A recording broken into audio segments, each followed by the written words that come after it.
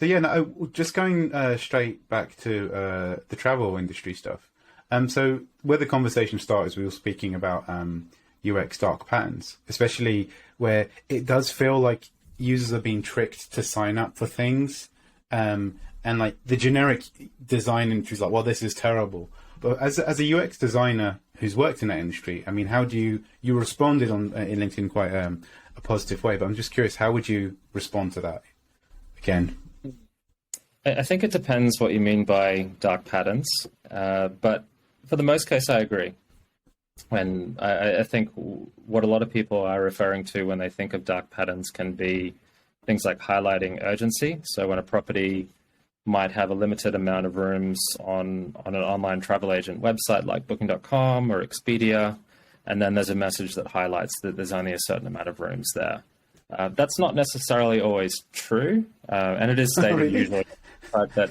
Well, it is stated on the website that that's how many rooms might be available on their website, but it doesn't mean that the property's released all of those rooms yet, or that they may not be available elsewhere. So I think there is more transparency around that now, but yeah, it definitely can feel like a pressure tactic for sure.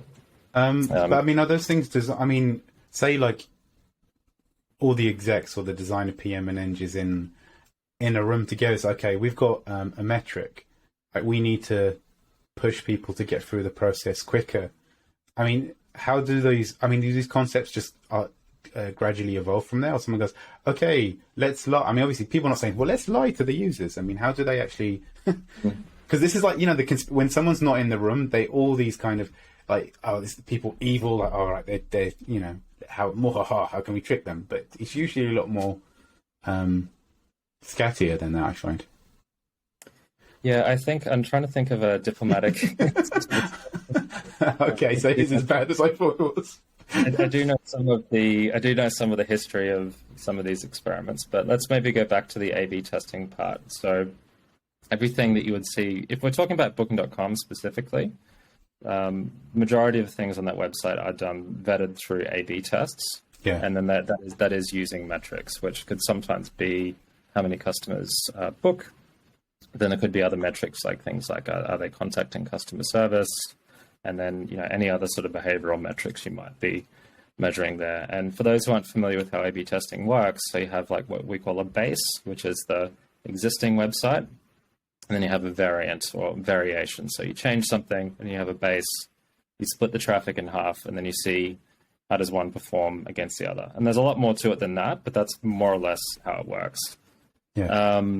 So most of those sort of things have been evaluated through A/B tests, but it is only one data point. And there's also the qualitative research when you might go and talk to users and see how they feel about, messages of urgency. I think it is a known problem, but then also that the experiments are also tied to business metrics as well. So there's that really is the challenge for most designers working in that space, or any company really that's very A/B testing driven, is that it can be very difficult to change things.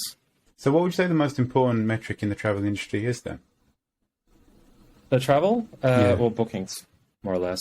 Yeah. For the business, I'd say bookings. Then if you're also thinking of like operational scalability, it's how many guests contact customer service. So generally you don't really want for lack of a better word, pissed off guests, because of course.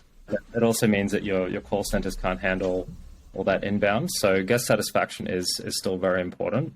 Yeah. But more existentially, it's about the bookings, and then I'd say it's also around the contact with the guest with the online travel agents, but then also like contact between the guests and the properties. That's another thing that's of a concern too. So there's not too much back and forthing between those things. Thank you for listening to today's episode of Design Huddle. The opinions expressed are solely our own and do not express the views or opinions of our employer.